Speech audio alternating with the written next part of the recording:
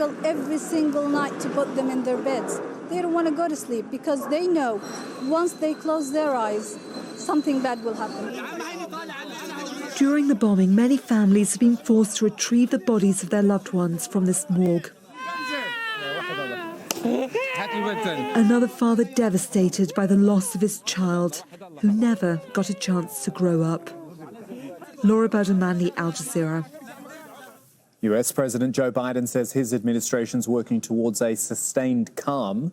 His words, between Israel and Palestine. He stopped short of calling for an immediate ceasefire, despite the demands of 28 senators within his own Democratic Party. We also believe Palestinians and Israelis equally deserve to live in safety and security and enjoy equal measure of freedom, prosperity, and democracy. And my administration is going to continue to engage Palestinians and Israelis and other regional partners to work towards sustained calm.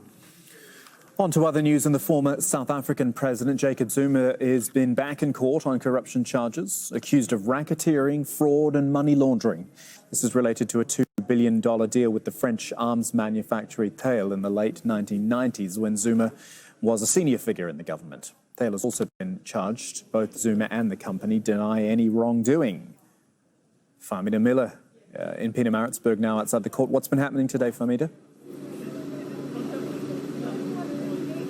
Well, since we last spoke, there was very short court proceedings, and what I indicated then was that former President Jacob Zuma's lawyer had withdrawn from the case just a month ago.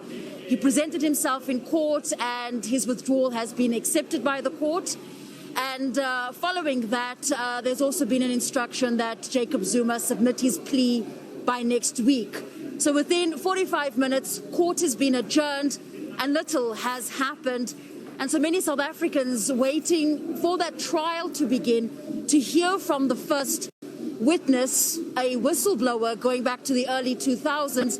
They're going to have to wait at least another week before they see any real movement in this long-awaited trial that goes back, as you said, more than 2 decades. So very little happening in court so far. Farmida, tell me then what this has done as far as politics goes into